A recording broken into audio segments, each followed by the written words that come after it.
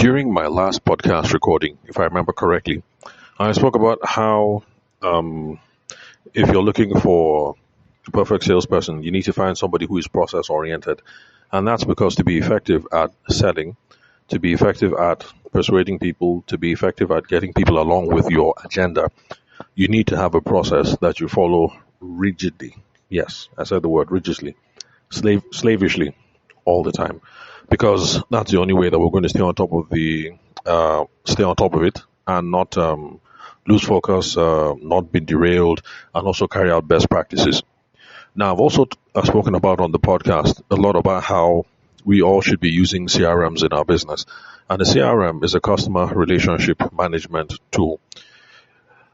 Okay, so I'm sure some of you are familiar with CRMs from a technical point of view, but the way that I like to explain the CRM for every single person, whether you have a technical background or not, is the CRM is just that tool, it's just that repository, it's just that thing where you keep the contact details of everybody that you've spoken with in the past, people that you intend to speak to, the things you've spoken about, the things you hope to talk about, the particular lines of discussion that you people are currently having at the moment, the stage of the relationship, the stage in the relationship that you guys are at, the thing that you need to do next to move the relationship forward, and what else?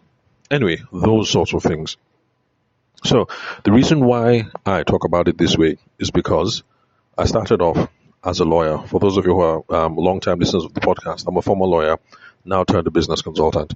So back in the law days, I started off legal practice back when, tech was not really a thing per se, in Niger, back then, early, Abacha, Obasanjo, that kind of era. So, I haven't done law in a while, so I don't know how things run now in legal circles in Niger because I've been out of it. But back then, we lived and died by our diaries. There was an office diary. The chamber manager would have a diary. All the lawyers would have diaries. All the partners would have diaries. When we have conversations with clients, we will note it in our diaries. When you go to court, you note it in the diary. When you come back, you talk to the practice manager, significant things will be put on the diaries. We lived and we died by our diaries because that is how we made money.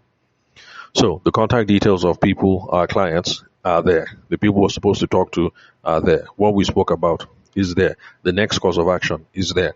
So by following our diaries rigidly, we would stay on top of things and would end up making money.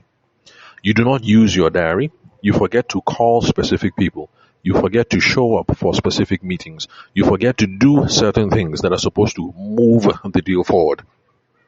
So I define CRM tools this way, just so that anybody who's listening to this podcast, if you're not from a tech background and you're still in an industry where that diary then they use, diary and filing cabinet and stuff like that, so long as you have something that exists beyond you, you're not running it from memory. Bam, just take it. That's your CRM. So to be an effective salesperson, you need something. Whether in a diary, whether in a post-it notes, whether in a Google Calendar, whether in a CRM tool, whether like whatever it is, so long as there is a system that exists outside your head, you follow it. Because that is where the money is. You don't do that, you will lose track of appointments. By losing track of appointments, you lose track of deals. By losing track of phone calls, you lose track of deals. By losing track of phone calls and meetings and things like that, that is where your business will start falling apart.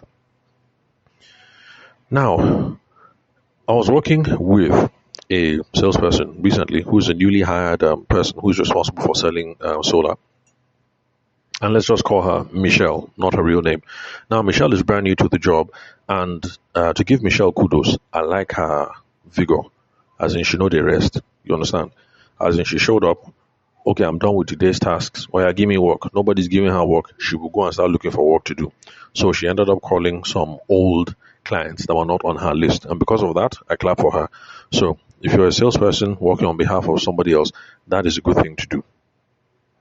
Some of you say, why will I bother? No be salary. Well, Yes, it's salary, but it's directly tied to your commissions. And then apart from that, by taking this kind of attitude, you are deliberately setting yourself up to be a real badass babe, a real boss babe in the future, because you are imbibing some habits, you are imbibing some disciplines, so that when you start your own business and you're ready to step into your calling as a boss babe, you for don't learn certain kind of fundamentals. So the level of your game will be up and above your contemporaries. So when you do things like this, it's not just your guy you're helping, you're also helping yourself because you're effectively becoming a badass babe, a boss babe. So she called somebody now and we ran over the conversation, but then I now realized one thing, that she didn't to check the CRM before she called. Like she checked the CRM, recent reports, but she didn't scroll from the bottom and read to the top. Now, with this example, some of you will see the reason why the CRM is a very important tool, and you have to use it effectively. And if you use it effectively, that's where the money is. Now, because for me, because I don't know this contact, I scrolled to the very bottom of the company's CRM and I started reading back from last year, 2025, when they started contacting this customer. So, this customer was not her own customer. She just joined the company brand new. It was another person's customer, but the person is no longer with the company. So she has picked up from where this person left off. So remember, Michelle, she's responsible for selling solar. Now, for this particular account, the old salesperson had come up with a case study for how they can help this person reduce, their electricity bill by 9.6 M every single month. 9.6 M. Hold that in your mind. 9.6 M.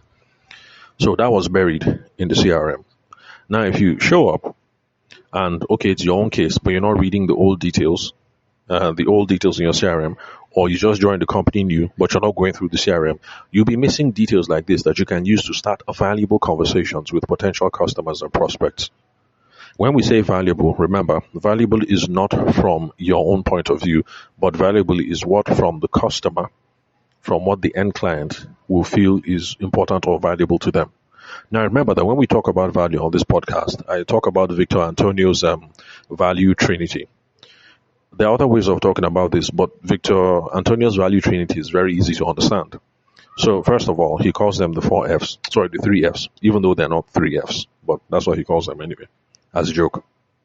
So, Victor Antonio talks about things like this, that people buy or people get involved or people, whatever, when it comes to commercial relationships, when they see three kinds of benefits. When you see a physical benefit, when you see a psychological benefit, or when you see a financial benefit. So you see the joke, three Fs. Meanwhile, none of them are F. It's just that, financial. Okay, F is financial. Okay, yes. So financial, that's an F. But then the other two is PP. So physical benefit, psychological benefit, and then financial benefit. So Victor Antonio says that that's how people get on board.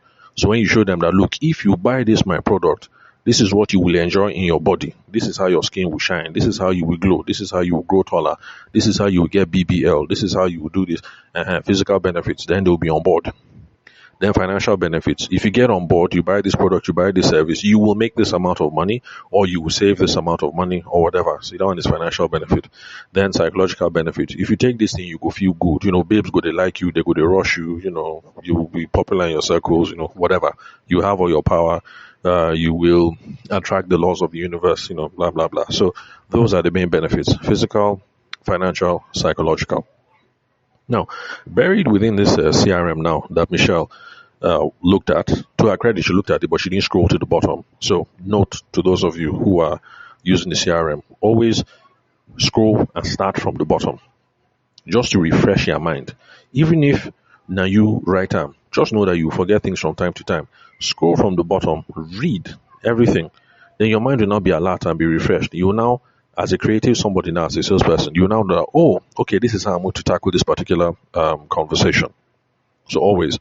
So buried deep in there, like I said, was a conversation by somebody from the team who spoke to the potential customer. And in the year prior, in 2025, the person had done some quick numbers to just show that, look, right now you're currently doing about 13.8 million annually. So I can't remember if it's annually or monthly. You're doing about 13.8 million. Okay, let's just say annual. You're doing about 13.8 million in electricity costs, electricity, diesel, this, that. If we implement this kind of plan for you, we could be saving you, we could be bringing your something down to 4.2. That's the mathematics that they did for the guy. Now, of course, me coming in now as a business consultant, just to make the thing simpler, I said let's just extract the value. So 13.8 minus 4.2, that comes down to 9.6 M.